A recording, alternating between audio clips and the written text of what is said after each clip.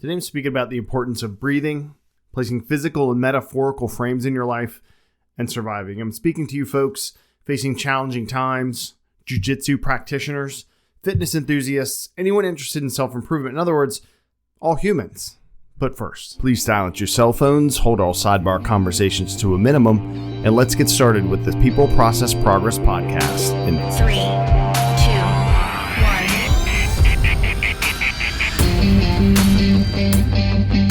I started training Brazilian Jiu-Jitsu in 2018. I started a 6-week intro program in April, tore a tendon in my thumb, then restarted the intro in September of 2018. And it was a rude awakening for my abilities as a man. I was 44, and I quickly learned that someone smaller and better trained could completely control my movements and make me tap, or in other words, say uncle. I continue to train to this day, though, and after 5 years with some injury and personal life breaks in there, I still believe in the philosophy of breathe, frame, survive. In fact, people joke on me for it. And I think it's a valuable way to keep a simple mantra in your head for anyone that wants to move past white belt or stay past 6 months or keep going with Brazilian Jiu-Jitsu. I also realized over the past few years how much breath work combined with building mental frames helped me survive some of my darkest days. And now I'm going to share what that means with all of you. The first thing is breathing, which is the foundation. So according to the Cleveland Clinic and all my hospital corpsmen and emergency medical technician instructors, humans breathe 12 to 20 times a minute. Anything under 12 or over 25 indicates typically or can that you have an underlying condition or that you're putting out more effort than, say, you would sitting around while watching the college football playoffs. But there have been some pretty spicy games that made me breathe hard. We are Penn State. Let's go. So how does altering that 12 to 20 beats a minute pattern help or hurt us? So let's start with hurt. Like in Jiu-Jitsu, there are positions where people are placing their whole body weight on your chest, with their knee, with their chest. Just, it's not good. It's very hard to breathe. So through time and exposure of this fresh hell, you start to get more used to it, but not without a few freakouts and self-admittedly some tap outs. So how do we get better at not freaking out so much? So in Brazilian Jiu-Jitsu, what I've found helpful is to remind myself I'm not actually on the street. I'm not, in a fight or anything like that for real, so to speak. I'm in a gym and I can tap anytime I want. Now, that doesn't mean that this discomfort equals like you're going to die, where you can get in this cycle in your head where you feel like you are, but you have to tell yourself to take smaller, shorter breaths when you can't expand your diaphragm or your lungs because there's weight on it. And the only way I've found to get better in that during Jiu-Jitsu is by going to Jiu-Jitsu. Now, you supplement with fitness and you help your lung capacity and your VO2 max and all that kind of stuff. But Jiu-Jitsu is the best way to build up your Jiu-Jitsu breathing, and exposure to that and good training partners makes a big difference. Now, what about in life? I found the most helpful breathing treatments or adjustments to be two things for me. One is the Wim Hof method. The other is the 2-to-1, which I'll get into. So let's talk about Wim Hof, right? So this typically standard, I do this very often, probably 2 or 3 times a week, sometimes more. It's the breathing part. It's, Wim Hof is the Iceman. He's in the cold a lot. I'll talk more about him, or I have before, where the cycle is you breathe in your nose and you let the air out of your mouth. You do that 30 times. On the 30th exhale, about halfway through, you stop, hold for a minute. When you hit a minute, you breathe in and hold for 15 seconds. Then you let that out, breathe normal for a little bit, and then you start that again, except for you do it for a minute and a half, breath hold instead of a minute, or as long as you can. When you start, it's easy. And you can go on YouTube and see his breathing technique. I'll link to that as well. But I've really found that it's very similar to when I was a hospital corpsman or EMT, or just being in a hospital with people that were family or friends that are patients. There's this thing called an incentive spirometer, right? And it's like a snorkel kind of thing that you go...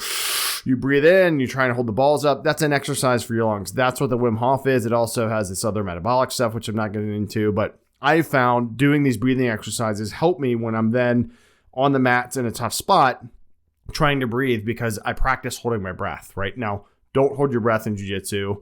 It's hard to do, but sometimes you're in super tough spots. So basically, it's a workout for your lungs, and you can tell the difference after a few sessions. This 2-to-1 breathing exercise is more of an acute stress reducer, and Andrew Huberman's talk about it. He didn't make it up. It's been around a lot of ways, but basically this is 2 quick breaths in your nose and then out of your mouth. It helps really calm your nervous system. I do this a lot when I get into the cold plunge, when I sit in it or dunk and come up. I'm doing the 2-to-1 breaths quite a few times to calm myself down. I've advised my sons to do this when they're stressed out or when they run up the stairs in socks and hit their shin and that pain just takes over. You all know what we're talking about. So Wim Hof breathing and 2-to-1 breathing I've found very helpful for not just in jiu-jitsu when I have to go there and just experience that. And then also in life when you have better lung capacity, when you just are in better shape, when you know these kind of tools and there's a lot more, it's very helpful to use these on a regular basis and then acutely as you need to with the 2-to-1. So the framing, so we've talked about breathing or a couple of tools to use for breathing or breath. Framing helps reduce damage, right? So in jiu-jitsu, framing helps, but it doesn't stop the threat. It doesn't stop your opponent, right? And what I've been taught essentially is use my arms and legs, right, under the neck and the hip somewhere to control distance, prevent or try to prevent, my opponent from gaining leverage, crushing me, getting around my legs, taking up space so that I can prepare for my planned exodus, hopefully from the bad spot, or just get in a better spot. And so frames are a critical part of jiu-jitsu, just like shrimping, when you're moving your hips back. But you have to frame constantly. Every jiu-jitsu session, I'm framing in some capacity. So how do I apply that in life? So this is what I've called Pillar 4. And if you've heard me on like the Hope Is Not a Plan podcast I did before, any other posts or followed me online, I have these 7 pillars that I strongly believe in and hope that you will take on. But pillar 4 is setting boundaries. So in life, you can set these frames, right? If you're at home, you're online, you're at work, you're in the public. It helps for us to set boundaries between us and what or who isn't serving us or maybe is proactively trying to negatively impact us, right? This doesn't have to be an overt physical attack. It could be, words or someone's demeanor, the way they act, or just, the stink eye you get, and you get it all the time, or maybe in meetings, people are being disrespectful. We got to set boundaries. We got to let folks know what's happening and maybe assert ourselves sometime.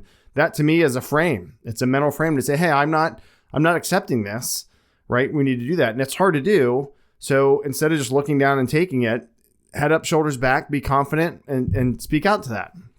It's setting guidelines, right? On what are some hard and fast rules we have to do because of financial things or something like at work.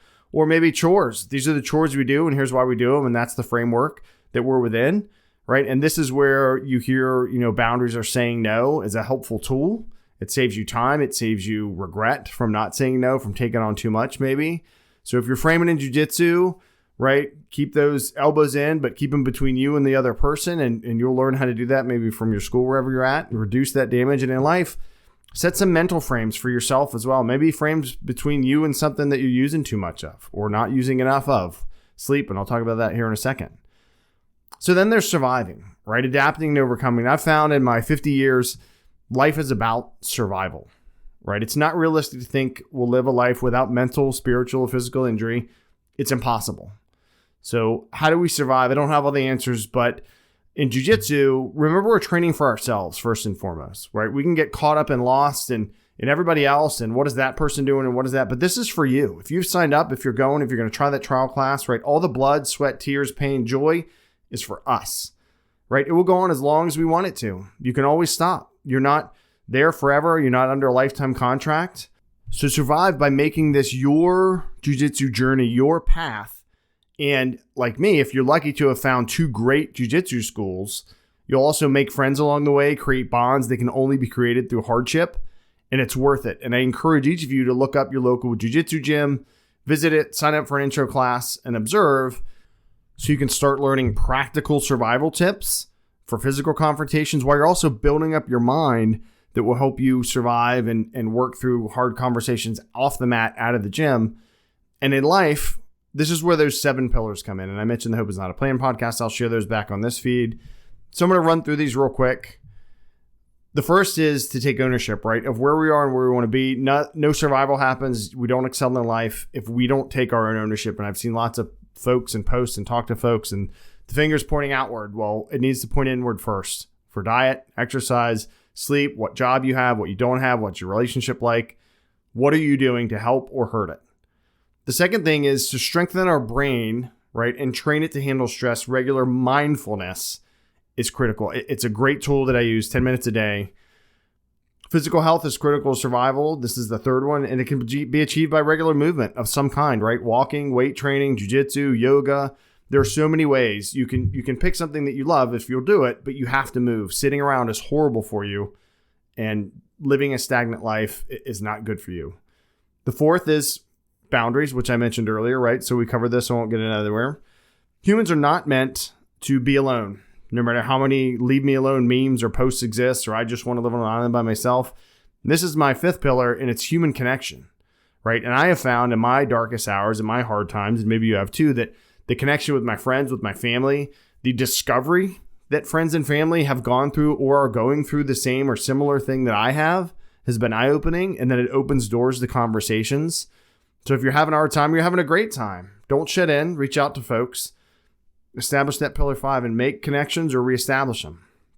The sixth thing is sleep, right? It's when our mind and body heal. It's also one of the areas of health and wellness that humans in 2025 now are horrible at because we are connected 24/7. We're looking at screens constantly. I've been guilty of this. I try not to.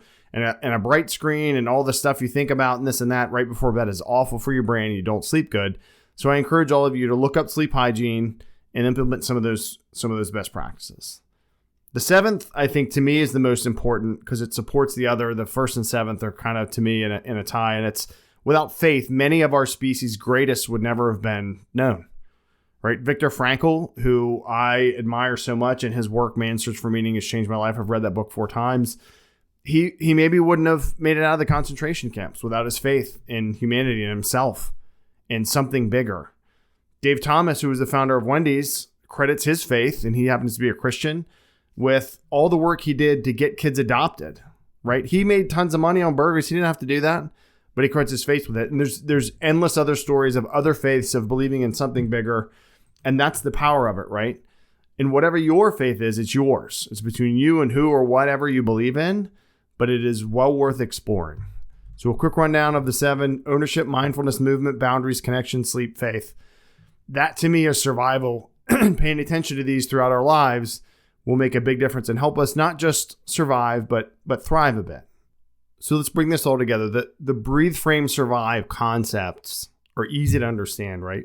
They're much harder to implement in the heat of the moment on the BJJ mats, when you've almost hit a car and you have that shorter breath, or the loss of a loved one, like so many experienced on New Year's Day and throughout our lives. So what do? I encourage all of you and each of us to give the Wim Hof breathing a try just once this week. When you're feeling stressed, try the 2 to 1. 2 in your nose real fast and breathe out, right? To put up those physical frames when you're stuck in side control, if you're training jiu-jitsu or wrestling, to build those mental frames when it feels like you're being crushed by life. You can even think about it like a triangle, which is the strongest structure, right? What are these frames between me and this thing or me and this person? And to survive, to live for those around you, to live for yourself. Thank you all for listening to this episode, Breathing, Framing, and Surviving in Life and in Jiu-Jitsu. I hope the tools and perspectives I've shared help you, as I'm not just the salesman, I'm also a customer. There's more at peopleprocessprogress.com. From me on X and Instagram at Pennell, Pannellkg, and fitness, cold plunge, Brazilian Jiu-Jitsu lessons learned on the People Process Progress YouTube channel. Just hit 520,000 views. Really appreciate that. Remember, everybody, our hope ignites, right? It gets us going. Our plans will guide us and we'll adapt as we need to, but it's the actions that we can take and do take that will transform us. Godspeed, y'all.